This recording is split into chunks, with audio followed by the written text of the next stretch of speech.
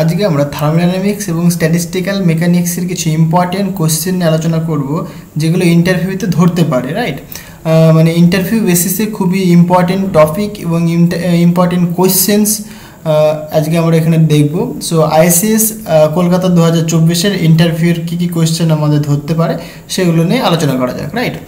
So দেখো, first যে কোশ্চেনটা সেটা কি, ম্যাক্রোস্কোপিক এবং মাইক্রোস্কোপিক প্রপার্টিস। ম্যাক্রোস্কোপিক এবং মাইক্রোস্কোপিক আগে বুঝতে হবে যে ম্যাক্রোস্কোপিক এবং মাইক্রোস্কোপিকটা কি, রাইট? ম্যাক্রোস্কোপিক মানে হচ্ছে কি বড় সিস্টেম, রাইট? আর মাইক্রোস্কোপিক মানে খুবই স্মল সিস্টেম, যেমন অ্যাটমিক সিস্টেম।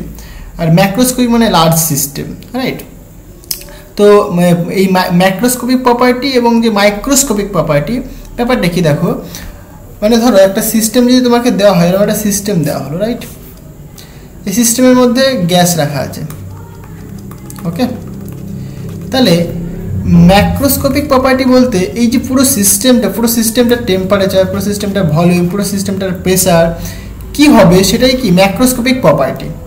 মানে এই যে প্রপার্টিগুলো, এই যে ফিজিক্যাল প্রপার্টি, যে টেম্পারেচার, ভলিউম, টেম্পারেচার, এটা কি পুরো এই সিস্টেমটা, তাই তো? তখন আমরা সেটাকে বলি আমরা মানে ম্যাক্রোস্কোপিক প্রপার্টি, ক্লিয়ার? এবার আমরা যদি বলি মাইক্রোস্কোপিক প্রপার্টি কি, মানে দেখো এই যে সিস্টেমটার ভেতরে কি রয়েছে, গ্যাস মলিকুল রয়েছে, রাইট? আমরা যদি বলি এবার এই যে গ্যাস মলিকুলসগুলো রয়েছে, এই গ্যাস মলিকুলসগুলোর ম্যাগনেটিক মোমেন্ট কত, গ্যাস মলিকুলসগুলোর ভেলোসিটি কত, মানে এক একটা গ্যাস মলিকুলসের ভেলোসিটি কত, প্রত্যেকটা গ্যাস মলিকুলসের টেম্পারেচার কত।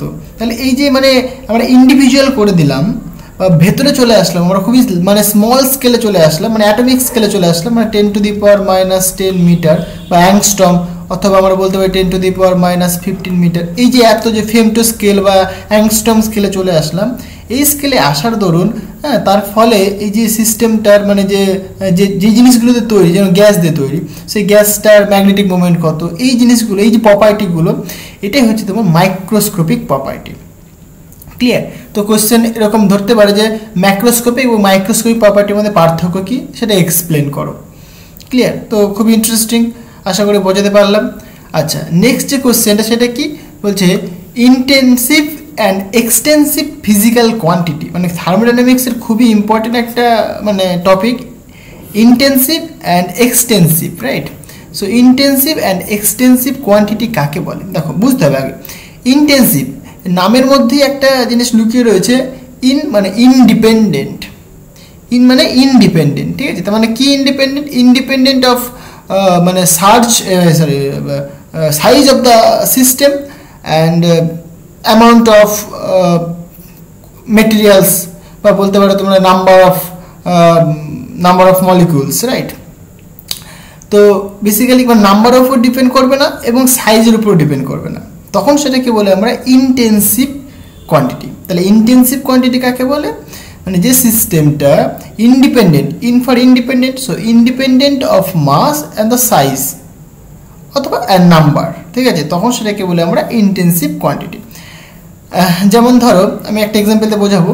আর এক্সটেন্সিভ কোয়ান্টিটি কাকে বলে, মানে যেটা হচ্ছে তোমার সাইজ এবং নাম্বারের উপর ডিপেন্ড করবে বা মাসের উপর ডিপেন্ড করবে। কোনো একটা সিস্টেম, সেই সিস্টেমটা কি সাইজের উপর ডিপেন্ড করবে, মানে সিস্টেমের সাইজ কত তার উপর ডিপেন্ড করবে, এবং সেই সিস্টেমটার কতগুলো নাম্বার অফ মানে পার্টিকেলস রয়েছে তার উপর ডিপেন্ড করবে, সো মাসের উপর ডিপেন্ড করবে।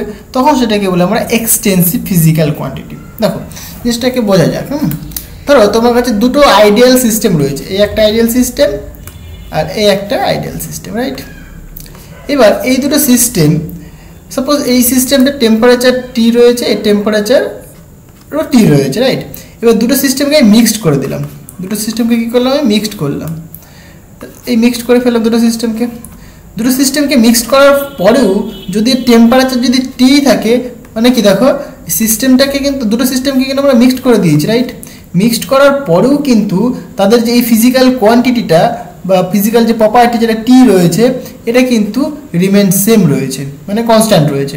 তাহলে যদি সেম থাকে, মানে টি যদি থাকে, তখন আমরা কি বলবো, দেখো এই যে কোয়ান্টিটিটা এটা কিন্তু সিস্টেমের সাইজের উপর ডিপেন্ড করলো না, নাম্বার অফ পার্টিকেলসের উপর ডিপেন্ড করলো না। কারণ কি দুটো সিস্টেম রয়েছে, এখানে ধরো কোনো একটা গ্যাস রয়েছে, এই সিস্টেমে একটা গ্যাস রয়েছে, দুজনকে আমি কী করলাম, মিক্স করে দিলাম। এখানে সাপোজ অক্সিজেন গ্যাস রয়েছে, এখানে সাপোজ নাইট্রোজেন গ্যাস রয়েছে, রাইট। এবার দুজনকে আমরা কী করলাম, মিক্স করে দিলাম। এবার মিক্স করার ফলে কি হলো, দেখো এখানে কিন্তু নাম্বার অফ মলিকুলস বা অ্যাটমস বা পার্টিকেলস বেড়ে গেছে, তারপরে সাইজটাও বেড়ে গেছে, কিন্তু টেম্পারেচার কিন্তু একই থাকছে। তখন সেটাকে বলি আমরা ইন্টেন্সিভ প্রপার্টি বা কোয়ান্টিটি, ঠিক আছে, ইন্টেন্সিভ ফিজিক্যাল কোয়ান্টিটি। যেমন কিছু এক্সাম্পল, যেরকম ধরো temperature, chemical potential, pressure, density, এগুলো কি চেঞ্জ হয় না। ক্লিয়ার ব্যাপারটা? এগুলো কিন্তু চেঞ্জ হবে না। এগুলো মানে basically independent of size of the system and independent of the number of particles. Similarly extensive physical quantity কাকে বলে? ওই যে বললাম যে যদি সাপোজ আমরা দেখি যে সাইজ মানে সিস্টেমের সাইজ তারপর নাম্বার অফ পার্টিকেলসের উপর ডিপেন্ড করে, তখন সেটাকে বলবো আমরা এক্সটেন্সিভ কোয়ান্টিটি। যেমন একই এক্সাম্পল, ধরো একটা সিস্টেম একটা আইডিয়াল সিস্টেম, একটা আইডিয়াল সিস্টেম, রাইট।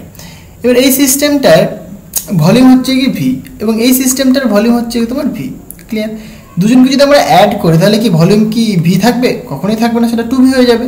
তার মানে কি, দেখো ভলিউম চেঞ্জ করে গেল। তাহলে ভলিউম হচ্ছে কি একটা এক্সটেন্সিভ কোয়ান্টিটি। ব্যাপারটা বোঝাতে পারলাম? একই রকমভাবে এর মাস ছিল এম এবং এর মাস ছিল এম, তাহলে দুজনকে যদি যোগ করি আমি, তাহলে কি মাস 2m হয়ে যাবে না?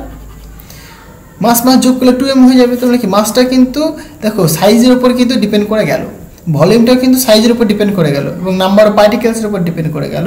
তাই এটাকে বলি আমরা এক্সটেন্সিভ কোয়ান্টিটি। জিনিসটাকে বোঝাতে পারলাম?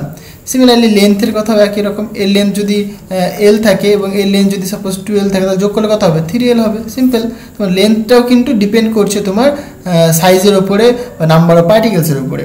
তাহলে আমরা বলতে পারবো এই লেন্থও একটা কিন্তু এক্সটেন্সিভ ফিজিক্যাল কোয়ান্টিটি। ক্লিয়ার ব্যাপারটা? আচ্ছা, নেক্সট কোয়েশ্চেনটা দেখো, বলছে আইডিয়াল গ্যাস কাকে বলে, মানে আইডিয়াল গ্যাসের ইকুয়েশন। আমরা সবাই জানি আইডিয়াল গ্যাসের ইকুয়েশন কি, পিভি ইজিক্যাল টু NRT, তাই তো? এন হচ্ছে গিয়ে মোল নাম্বার, পি হচ্ছে প্রেশার, ভি হচ্ছে ভলিউম, আর হচ্ছে গিয়ে সার্বজনীন গ্যাস ধ্রুবক, ওকে, ইউনিভার্সাল গ্যাস কনস্ট্যান্ট, আর টি হচ্ছে টেম্পারেচার। এটা হচ্ছে গিয়ে আইডিয়াল গ্যাসের ইকুয়েশন। ফাইন। আইডিয়াল গ্যাস কাকে বলে, মানে যেসব গ্যাস বয়েলের সূত্র, চার্লসের সূত্র, প্রেশারের সূত্র মেনে চলে, একদম প্রপার ওয়েতে মেনে চলে, তাদেরকে বলি আমরা আইডিয়াল গ্যাস। মানে বেসিক্যালি যারা বয়েলের সূত্র মেনে চলে তাদেরকে বলি আমরা আইডিয়াল গ্যাস, যারা বয়েলের সূত্র মানে না তাদেরকে বলি আমরা রিয়েল গ্যাস, রাইট। তাহলে এই জিনিসটা ক্লিয়ার হলো। তাহলে বয়েলের সূত্র কি সেটা বুঝতে হবে। তাহলে বয়েলের সূত্র কাকে বলে দেখো, বয়েলের সূত্র মানে যেখানে টেম্পারেচারটা কনস্ট্যান্ট থাকবে। টেম্পারেচার যদি কনস্ট্যান্ট, তুমি এই ইকুয়েশন দেখো, এটা আইডিয়াল গ্যাসের ইকুয়েশন, ঠিক আছে। তাহলে এই ইকুয়েশন থেকে তুমি এই যে তিনটে লটাকে তুমি বলতে পারো। কি করে দেখো, বয়েলের সূত্রে আমি কি বললাম, টেম্পারেচার কনস্ট্যান্ট থাকবে, কি টেম্পারেচার কনস্ট্যান্ট থাকবে, রাইট। তাহলে এখানে টেম্পারেচার কনস্ট্যান্ট করে দেখো এন নাম্বার, আমি নাম্বারটাকে ফিক্সড করে দিলাম, ওকে, মানে মোল সংখ্যা ফিক্সড করে দিলাম। আর হচ্ছে গিয়ে ইউনিভার্সাল গ্যাস কনস্ট্যান্ট, এটা তো অলওয়েজ ফিক্সড, ইউনিভার্সে যেখানে যাও না কেন তুমি আর এর ভ্যালুটা ফিক্সড, তাহলে এটা কনস্ট্যান্ট। এবার টি কনস্ট্যান্ট করে দিলাম, তাহলে কি পুরো টার্মটা কনস্ট্যান্ট হয়ে গেল না? তাহলে আমরা বলতে পারি কি PV equal to constant, right. তার মানে কি পি প্রপোর্শনাল টু 1/v, এটাই তো বয়েলের সূত্র। মানে টেম্পারেচার যদি কনস্ট্যান্ট থাকে তাহলে প্রেশার কি ভলিউমের সাথে ইনভার্সলি প্রপোর্শনাল হবে, বয়েলের সূত্র হয়ে গেল। আচ্ছা, চার্লসের সূত্র কি হয়, বেসিক্যালি প্রেশারটাকে কনস্ট্যান্ট রাখা হয়। চার্লসের সূত্রে কাকে কনস্ট্যান্ট রাখা হয়, প্রেশারটাকে কনস্ট্যান্ট রাখা হয়। দেখো যদি প্রেশার যদি কনস্ট্যান্ট হয় তাহলে কি বলো তুমি, ভলিউমটা প্রপোর্শনাল টু টেম্পারেচার হয়ে গেল চার্লসের সূত্র, ওকে। আর তোমাকে যদি বলা হয় প্রেশারের সূত্র কাকে বলে, প্রেশারের সূত্রে মনে রাখবে ভলিউমটা কনস্ট্যান্ট থাকে। তাহলে ভলিউম যদি কনস্ট্যান্ট থাকে তাহলে বলতে পারো তুমি প্রেশার প্রপোর্শনাল টু টেম্পারেচার। এই তো ভলিউমের সূত্র, এই প্রেশার সূত্র হয়ে গেল। তার মানে এখানে খেয়াল রাখতে হবে, প্রেশার ল মানে কিন্তু প্রেশার কনস্ট্যান্ট নয়, প্রেশার ল মানে ভলিউম কনস্ট্যান্ট, মানে রিভার্স। ক্লিয়ার? মানে এই তিনটে লতেই একটা করে কনস্ট্যান্ট থাকবে, একটা করে ফিজিক্যাল যে কোয়ান্টিটি তারা কনস্ট্যান্ট থাকবে, রাইট। যেমন বয়েলের সূত্রে টেম্পারেচার কনস্ট্যান্ট থাকবে, চার্লসের সূত্রে প্রেশার কনস্ট্যান্ট থাকবে, আর প্রেশারের সূত্রে ভলিউম কনস্ট্যান্ট থাকবে। এই তো সূত্র হয়ে গেল। এবার দেখো এখানে একটা কোশ্চেন করেছি আমি যে আইডিয়াল গ্যাস পসিবল নয়, এটা কিন্তু ধরতে পারে। কেন আইডিয়াল গ্যাস পসিবল নয়? তুমি যদি রিয়েলিস্টিক ওয়েতে ভাবো তাহলে তুমি দেখতে পারবে, দেখো আইডিয়াল গ্যাসের প্রপার্টি বলছে কি, মানে যে একটা সিস্টেম রয়েছে, সাপোজ একটা সিস্টেম, ওকে, এখানে হচ্ছে তোমার গ্যাস রয়েছে, তাই তো, সাপোজ আইডিয়াল গ্যাস বলছে। আইডিয়াল গ্যাসের মানে যে কিছু প্রপার্টি রয়েছে, প্রপার্টিগুলো কি বলছে নাকি, এই যে গ্যাস মলিকুলসগুলো রয়েছে, গ্যাস মলিকুলে কোনো ভলিউম নেই, গ্যাস মলিকুলে কোনো ভলিউম নেই, জিরো, এবং তাদের মধ্যে কোনো ইন্টারাকশন হয় না, মানে অ্যাকচুয়ালি কি হয় দেখো, এই যে গ্যাস মলিকুলসটা যখন দেওয়ালে ধাক্কা মারে, দেওয়ালে ধাক্কা মারার ফলে তার কোনো এনার্জি লস হয় না, মানে ইলাস্টিক কলিশন করে, ইলাস্টিক কলিশন হয়, ঠিক আছে, ইলাস্টিক কলিশন হয়, সেখানে কোনো এনার্জি লস হয় না।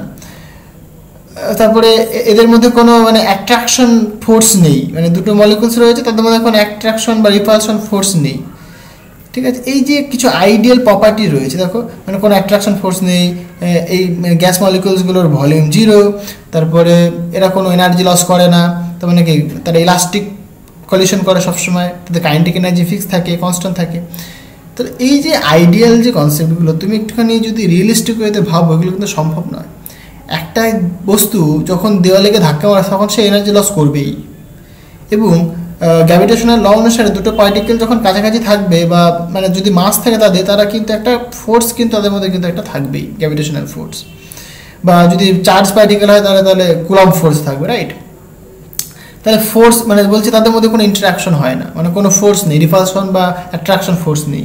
তারপরে বলছে একটা গ্যাস মলিকুল ভাই যতই ছোট হোক না কেন তার তো একটা ডাইমেনশন রয়েছে, সে অ্যাটম হোক, অ্যাটম তার তো একটা সাইজ রয়েছে, অ্যাটমের সাইজ আমরা কত 10⁻⁻10 মিটার, তাও তো একটা সাইজ একটা তো আছে।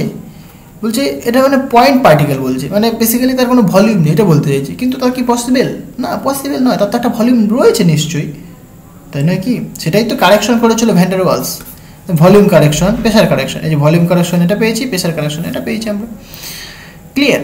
তার মানে আইডিয়াল গ্যাস আইডিয়ালি পসিবল নয়। আমরা বলি না যে আইডিয়ালি কোনো কিছু পসিবল নয়, যে আমরা রিজিড পড়ি, মানে রিজিড বডি, তাই না? রিজিড বডি বলে কিছুই সম্ভব না। লোহাকে তুমি রিজিড বলবে, লোহাকে তুমি হাতুড়ি দিয়ে অনেক জোরে জোরে মারো, দেখবে লোহা বেঁকে যাবে, তাই না? এরকম ব্যাপার, মানে আইডিয়াল বলে কিছু হয় না। যেরকম তারা পড়েছে যে অ্যাবসলিউট মোশন বা অ্যাবসলিউট রেস্ট বলে কিছু হয় না। আমাদের তুমি বলবে যে হ্যাঁ আমরা পৃথিবী ঘুরছে, তাই সূর্য স্থির হয়েছে, না সূর্য স্থির নেই, সূর্য ঘোরে। তুমি বলবে তাহলে সূর্য সাপেক্ষে গ্যালাক্সি স্থির হয়েছে, না গ্যালাক্সি স্থির নেই, গ্যালাক্সি ঘুরছে। তুমি বলবে যে তাহলে গ্যালাক্সি সাপেক্ষে তাহলে ইউনিভার্সটাই মানে এক্সপ্যান্ড করছে, তাই নয় কি? মানে কোনো কিছু অ্যাবসলিউটলি রেস্টে নেই, এরকম ব্যাপার। মানে অ্যাবসলিউট বা আইডিয়াল বলে কিছু হয় না ইউনিভার্সে, সেরকমই আইডিয়াল গ্যাস বলেও কিছু হয় না।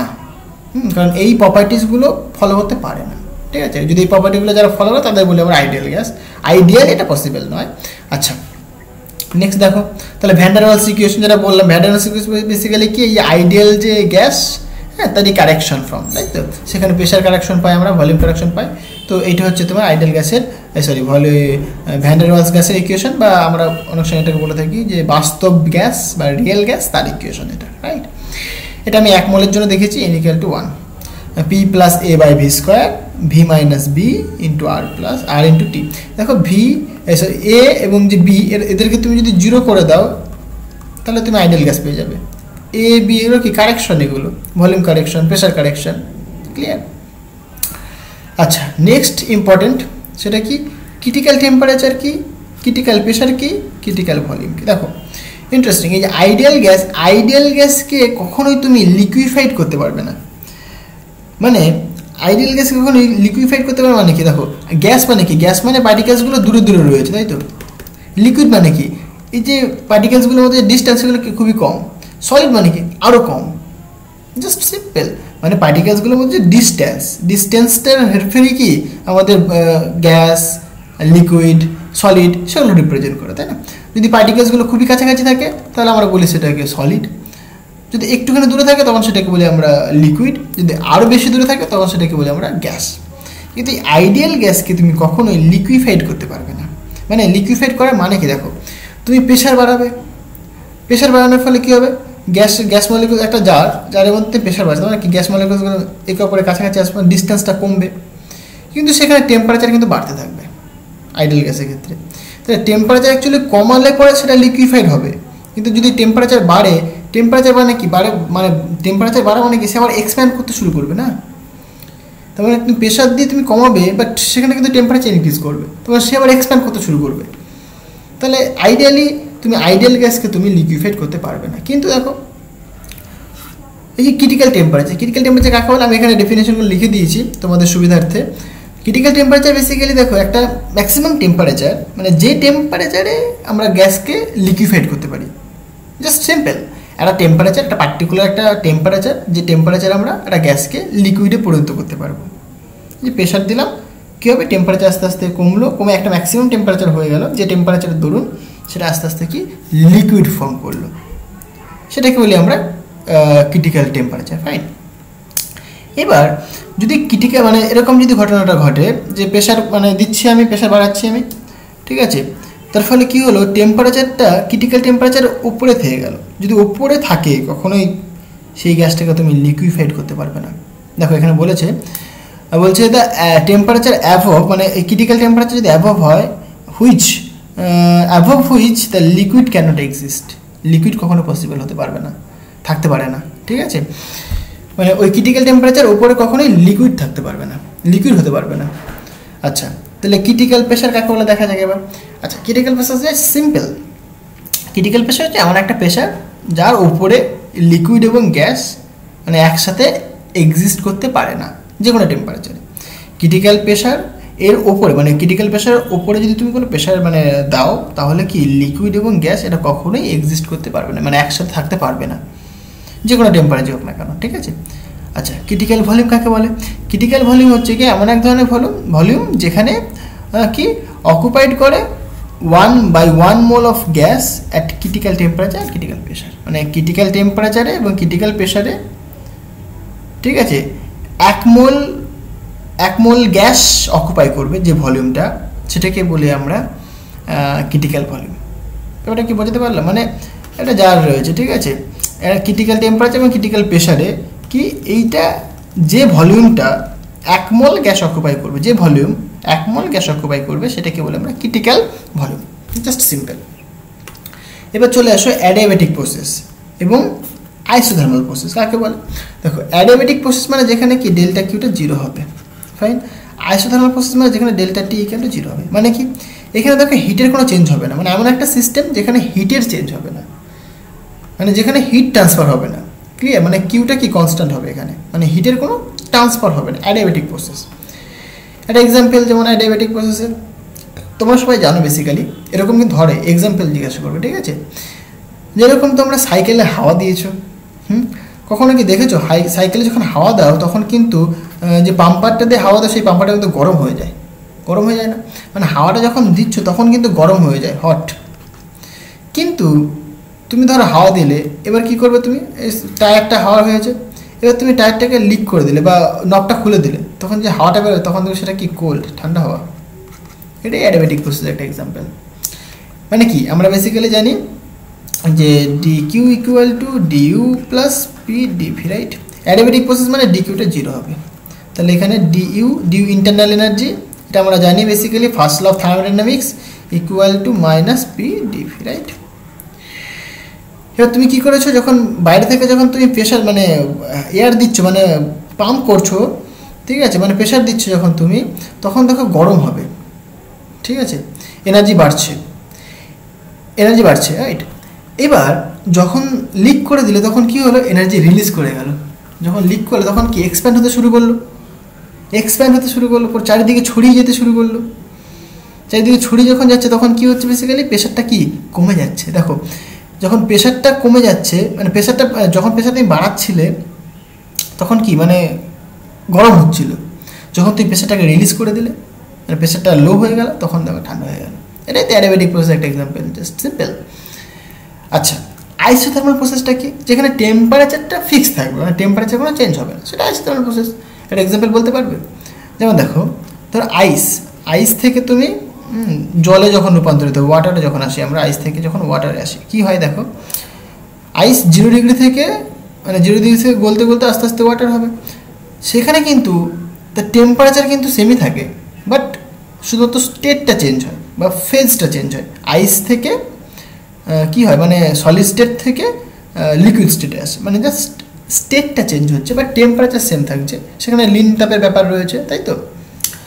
আচ্ছা, ল্যাটেন্ট হিট বলা হয় বা লিন তাপ বলা হয়।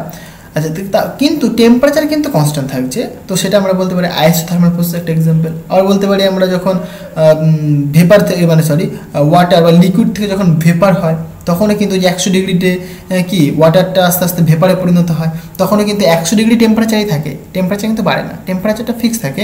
তাহলে আমরা সেটা বলতে পারি একটা আইসোথার্মাল প্রসেস। ফাইন। আচ্ছা, এইবার চলে আসো দেখো isobaric and isochoric process. Isobaric মানে কি, দেখো বারিক আমরা সবাই জানি প্রেশারের ইউনিট কি বার, তাহলে এখানে বুঝতে হবে আইসোবারিক, আইসো মানে সম, বারিক মানে প্রেশার, তাহলে কি কে সম থাকবে, এখানে প্রেশার সম থাকবে। আইসো মানে সম মানে সমান থাকবে, মানে সেম। আর বার হচ্ছে তোমার প্রেশারের ইউনিট, তাহলে তুমি বলতে পারো এখানে কি প্রেশারটা সেম থাকবে, মানে এমন একটা প্রসেস যে প্রসেসে কি প্রেশার সেম থাকবে। একটা এক্সাম্পল, এই যে একই রকম যেরকম স্টেট চেঞ্জ, ভেপার থেকে কী বলে লিকুইড থেকে ভেপার, সেখানে কি হয়, সেখানে কিন্তু প্রেশারটাও কিন্তু কনস্ট্যান্ট থাকে। হ্যাঁ, তোমরা যদি ফেজ ট্রানজিশন পড়ো তাহলে দেখতে পাবে যে এখানে টেম্পারেচার এবং প্রেশার কনস্ট্যান্ট থাকে, তার ফলে কিন্তু ফেজটা স্টেট মানে চেঞ্জ হয়ে যায়, লিকুইড স্টেট থেকে ভেপার স্টেটে চলে যায়। তাহলে একটা এক্সাম্পল বলতে পারো তুমি এখান থেকে। আচ্ছা, আইসোকোরিক প্রসেস, আইসোকোরিক মানে কি বেসিক্যালি যেখানে ভলিউমটা তোমার ফিক্স থাকবে, ভলিউমটা ফিক্স থাকবে মানে ভলিউমটা আনচেঞ্জ থাকবে, একটা সিস্টেম যে সিস্টেমে ভলিউমটা আনচেঞ্জ থাকবে। এটা যদি মনে থাকে তাহলে তোমার এটা মনে থাকবে। আইসোবারিক আর একটা থাকে আইসোকোরিক, তাহলে আইসোবারিক যদি প্রেশার হয় তাহলে আইসোকোরিকের ক্ষেত্রে অবশ্যই ভলিউম হবে। একটা এক্সাম্পল যেমন ধরো ভাত রান্না করা হচ্ছে, অনেক সময় আমরা কী করে ভাত রান্না করার সময় ওপরে হাঁড়ির ওপরে কিন্তু আমরা ঢেকে দিই, ঢেকে দেওয়ার ফলে কী হলো ভলিউমটা ফিক্সড করে দিলাম আমি, মানে ওই যে গ্যাসটা কিন্তু ওইটুকুনি ভলিউমের মধ্যে থাকছে, ও কিন্তু আর বেরোতে পারছে না, মানে কি ওই ভলিউমটাকে আমি ফিক্সড করে দিলাম, তো ভলিউমটা কিন্তু চেঞ্জ হচ্ছে না এখানটায়, তাহলে ডিভিটাকে 0 বলতে পারি আমরা। তাহলে ডিকিউ ইকুয়াল টু ডিইউ, তাহলে তার মানে কী হচ্ছে টোটাল যে এনার্জিটা, সেই এনার্জিটা কি শুধুমাত্র ইন্টারনাল এনার্জিতেই কনভার্ট হচ্ছে, কোনো ওয়ার্ক করতে হচ্ছে না, এটাকে বুঝতে পারলাম আমি। তাহলে সেটা হচ্ছে একটা আইসোকোরিক প্রসেসের এক্সাম্পল। মানে ওই যে ভলিউমটাকে যদি ফিক্সড করে দেবে তাহলে ভলিউমটা তো চেঞ্জ হচ্ছে না, মানে গ্যাসটা তো ওইটুকুনি ভলিউমের মধ্যে থাকছে। তুমি যদি ঢাকনা খুলে তাহলে কি ভলিউমটা কি মানে গ্যাস মলিকুলসগুলো বেসিক্যালি বেরিয়ে চলে আসতো, তাই তো। কিন্তু যেহেতু তুমি ঢাকনা দিয়ে দিয়েছো তাহলে কি ভলিউমটা ফিক্সড হয়ে গেল, কারণ ভলিউমটা চেঞ্জ হচ্ছে না। তার মানে কি টোটাল যে ইয়েটা ডিকিউটা কনভার্ট হচ্ছে কি ডিইউতে, তার মানে কি ভাত এখন তাড়াতাড়ি হবে, তাই জন্য ঢেকে দিলে পরে তাড়াতাড়ি ভাত হয়ে যায়, তাই না, তাড়াতাড়ি সেদ্ধ হয়, মানে জাস্ট সিম্পল জিনিস। হ্যাঁ, আচ্ছা, এরপর আমরা যেটা আসবো খুবই ইম্পর্টেন্ট, সেটা কি joule Thomson effect. Joule Thomson ইফেক্টটা কি দেখো, এবং ইনভার্সন টেম্পারেচারটা কি দেখো। জুল থমসন ইফেক্ট মানে জাস্ট সিম্পল ভাষা যদি বলি আমি, টেম্পারেচারের সাথে প্রেশারের চেঞ্জটা, মানে প্রেশার আমি হাই প্রেশার থেকে লো প্রেশারের দিকে যাব, টেম্পারেচারটা কী হবে দেখো।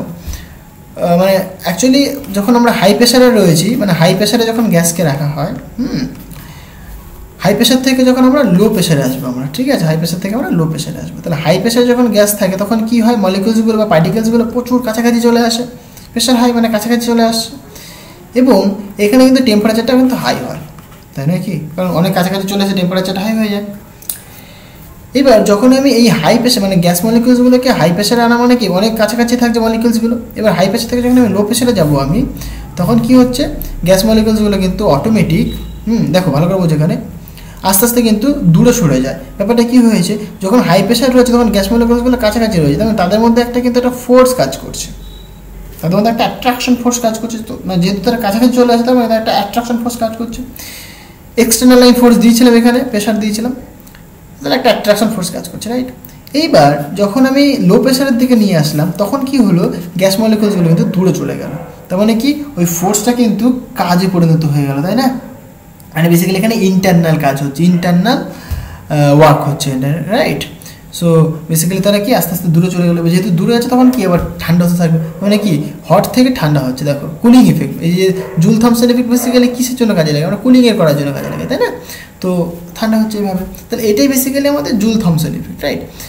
আর এখানে দেখো ইনভার্সন টেম্পারেচার বলছে। ইনভার্সন টেম্পারেচার কাকে বলে, ইনভার্সন টেম্পারেচার হচ্ছে এমন এক ধরনের টেম্পারেচার যে টেম্পারেচারে মানে সেখানে গরমও হবে না, মানে হটও হবে না এবং কোল্ডও হবে না, মানে কোনো চেঞ্জ হবে না, টেম্পারেচার কোনো চেঞ্জ হবে না, মানে বেসিক্যালি মানে হটনেসও থাকবে না সেখানে, কোনো কোল্ডনেসও থাকবে না। হ্যাঁ, সেইটাকে বলে আমরা ইনভার্সন টেম্পারেচার, ঠিক আছে, মানে একটা টেম্পারেচার যে টেম্পারেচারে না সেটা হট হবে না সেটা কোল্ড হবে, সে ধরনের টেম্পারেচারকে বলি আমরা ইনভার্সন টেম্পারেচার, ফাইন। আচ্ছা, নেক্সট আমরা দেখব জিরোথ ল, মানে থার্মোডাইনামিক্সের চারটে ল রয়েছে, zeroth law, first law, second law, third law. Zeroth law কাকে বলে দেখো, জাস্ট সিম্পল সবাই জানি আমরা। জিরোথ ল মানে ধরো তোমার কাছে তিনটে বডি রয়েছে, রাইট, একটা বডি, এই একটা বডি, এই একটা বডি। সাপোজ নাম দাও তুমি, এটাকে বলছো তুমি এ, এটাকে বলছো তুমি বি, এটাকে বলছো তুমি সি। এই যে তিনটে বডি রয়েছে, এই তিনটে বডি সাপোজ যে এ আর বি এরা হচ্ছে তারা মানে কন্ট্যাক্টে আসলো, এরা কন্ট্যাক্টে আসলো, কন্ট্যাক্ট আসার দরুন তাদের টেম্পারেচারটা ফিক্সড হয়ে গেল, টি হয়ে গেল, রাইট। এবং এ আর সি এরাও কন্ট্যাক্টে আসলো, তার ফলে কি তারা থার্মাল ইকুইলিব্রিয়ামে চলে আসলো টি।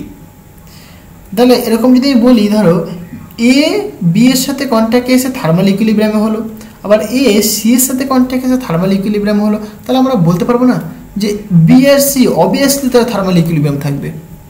জাস্ট সিম্পল, মানে তোমার বন্ধুর বয়স 12, ঠিক আছে, ঠিক আছে, এটা হচ্ছে তোমার মনে করো রাম, এটা শ্যাম, এটা হচ্ছে তোমার যদু। তাহলে রামের বয়স 12, এবার তুমি বললে যে রামের বয়স আর হচ্ছে তোমার শ্যামের বয়স সেম, তাহলে শ্যামের বয়স 12, তার মানে। আবার তুমি বললে শ্যামের বয়স আর যদুর বয়সও সেম, তার মানে যদুর বয়সও 12, তাহলে তুমি উল্টো হয়ে বলতে পারো না যে এই রামের বয়স আর যদুর বয়স সেম, তাই না? জাস্ট সিম্পল, মানে দুজনা যদি পরস্পর যদি থার্মালি ইকুইলিব্রিয়ামে থাকে, তাহলে তৃতীয় অবজেক্টের সাথেও কিন্তু তারা থার্মালি ইকুইলিব্রিয়ামে থাকবে। জাস্ট সিম্পল, এটা হচ্ছে তোমার জিরোথ ল।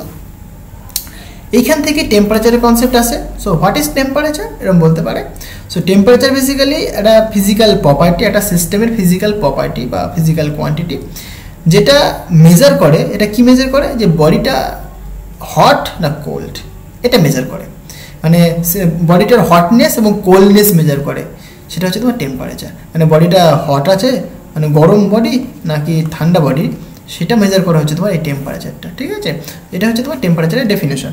তার মানে এইখানে যে থার্মালি ইকুইলিব্রিয়াম বললাম, তার মানে কি দুটো বডির টেম্পারেচার সেম, তাই বলবো আমরা তারা থার্মালি ইকুইলিব্রিয়ামে রয়েছে। যখন দুটো বডির টেম্পারেচার সেম হবে, তখন তারা থার্মালি ইকুইলিব্রিয়ামে থাকবে। ক্লিয়ার, মানে সেখানে কিন্তু হিটের কোনো আদান প্রদান হবে না। মানে কি, এর টেম্পারেচার টি, এর টেম্পারেচার টি, তাদের দুজনের টেম্পারেচার যদি সেম হয়, তখন সেটাকে বলি আমরা থার্মালি ইকুইলিব্রিয়ামে রয়েছে। ফাইন। আচ্ছা, ফার্স্ট ল কাকে বলে? দেখো, ফার্স্ট ল মানে জাস্ট কিছুই না, যে D Q equal to D U plus P DV, বা এটা ওয়ার্ক, মানে বেসিক্যালি যে একটা সিস্টেমকে যে হিট এনার্জি দেওয়া হচ্ছে, হিট এনার্জি দেওয়া হচ্ছে, সেই হিট এনার্জিটা পার্সিয়ালি দুটো ভাগে ভাগ হয়। এক হচ্ছে গিয়ে সিস্টেমটাকে কিছু কাজ করার জন্য ব্যয়িত হয়, আর রেস্ট অফ যে এনার্জি থাকে সেটা কি সিস্টেমটাকে ইন্টারনাল এনার্জি হিসেবে প্রদান করে। ফাইন, তার মানে সিস্টেমটা ইন্টারনাল এনার্জি দেয়, আর কি দেয়, বেসিক্যালি ওয়ার্ক ডান দেয়, মানে কাজ করে। এটা হচ্ছে তোমার first law of thermodynamics. Second লটা কি, বেসিক্যালি সেকেন্ড ল জাস্ট কিছু নেই, এন্ট্রপি সূত্রকে বলা সেকেন্ড ল। মানে যদি তুমি ইররিভার্সিবল প্রসেস নাও, ইররিভার্সিবল প্রসেসে আমাদের ইউনিভার্সাল এন্ট্রপি অলওয়েজ ইনক্রিজ করে, সেটাকে বলে সেকেন্ড ল অফ থার্মোডাইনামিক্স। সেটাকে আমরা বলতে পারি যে DS equal to D Q by T, এটা হচ্ছে তোমার এন্ট্রপির ডেফিনেশন।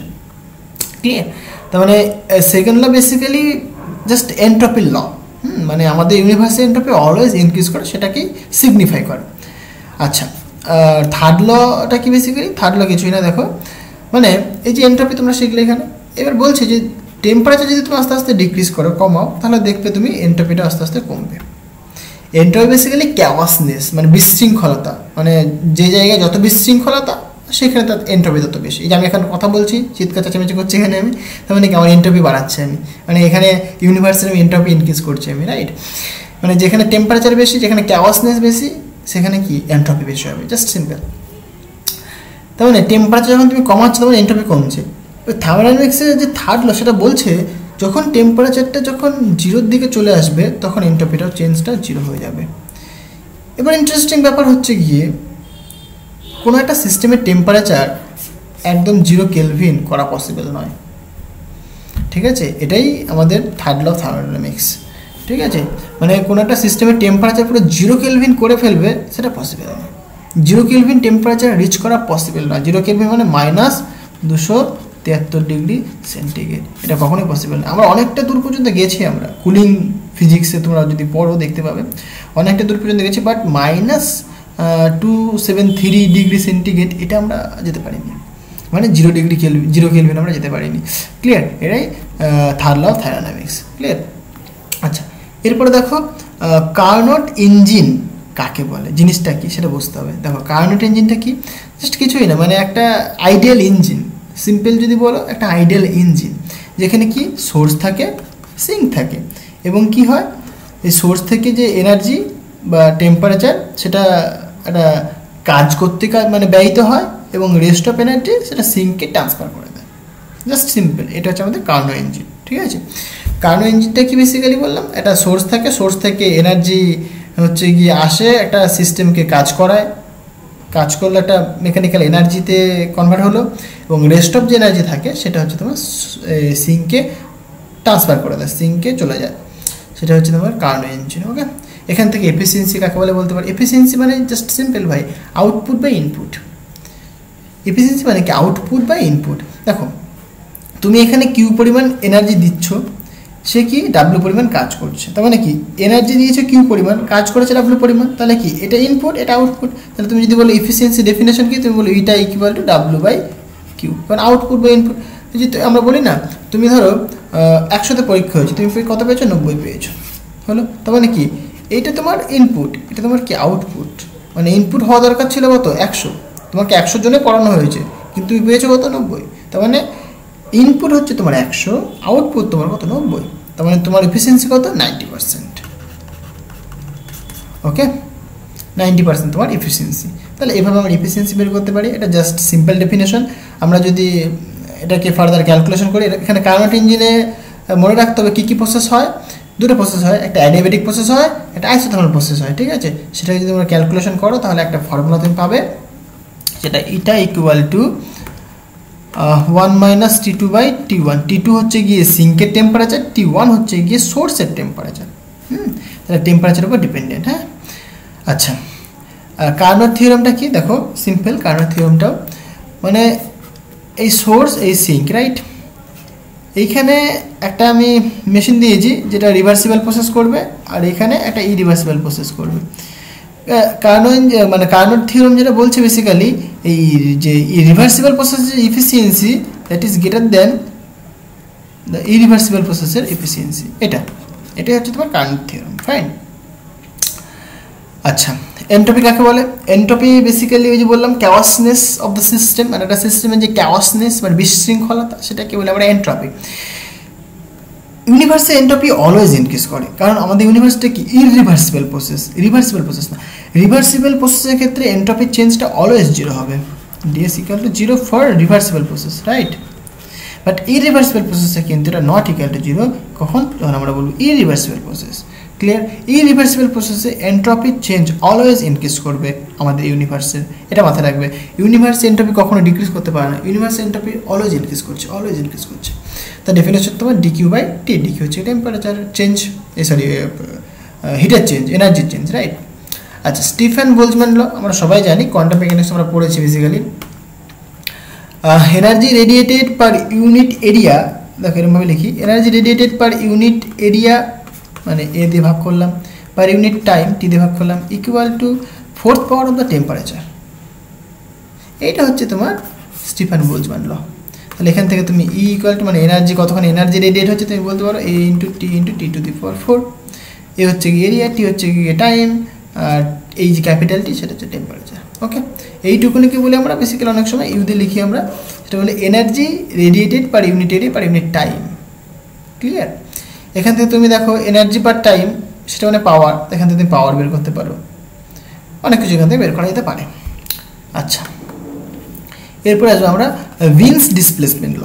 উইন্স ডিসপ্লেসমেন্ট ল মানে কি? দেখো তোমরা ব্ল্যাক বডি রেডিয়েশন তোমরা পড়েছো নিশ্চয়ই, সেখানে দেখেছো যে lambda maximum into T equal to constant হয়। এটা হচ্ছে তোমার উইন্স ডিসপ্লেসমেন্ট ল। মানে একটা ম্যাক্সিমাম ওয়েভলেন্থের যে ইয়েটা ইমিসিভ পাওয়ারটা ম্যাক্সিমাম হবে, একটা পার্টিকুলার ওয়েভলেন্থ, যে ওয়েভলেন্থে ইমিসিভ পাওয়ারটা ম্যাক্সিমাম হয়, ঠিক আছে? সেটা কি দেখা যায়? সেই ওয়েভলেন্থের যে ভ্যালুটা সেটা কি inversely proportional of the temperature of the black body, ঠিক আছে? সেটা কি lambda M into T equal to constant. আচ্ছা, নেক্সট আমরা এটা দেখবো বেসিক্যালি ট্রান্সপোর্ট ফেনোমেনা। ট্রান্সপোর্ট ফেনোমেনাটা কি বেসিক্যালি? দেখো ট্রান্সপোর্ট ফেনোমেনা হচ্ছে তোমার কাকে বলা হয় সেটা বোঝা দরকার না? আমরা জানি সবাই যে কোনো সিস্টেমে কি হয়, মানে কোনো একটা আনস্টেবল যদি সিস্টেম তোমাকে দেওয়া হয়, সেই আনস্টেবল সিস্টেমটা কিন্তু সবসময় চাইবে সে স্টেবল হতে, তাই না? মানে যে কোনো আনস্টেবল সিস্টেমই চাইবে স্টেবল হতে, মানে যে কোনো সিস্টেম মানে সমস্ত কিছু ইউনিভার্সের যত কিছু আছে না কেন সবাই কিন্তু স্টেবল হতে চায়। দেখো তুমি পড়াশোনা করছো, তুমি কি চাইবে?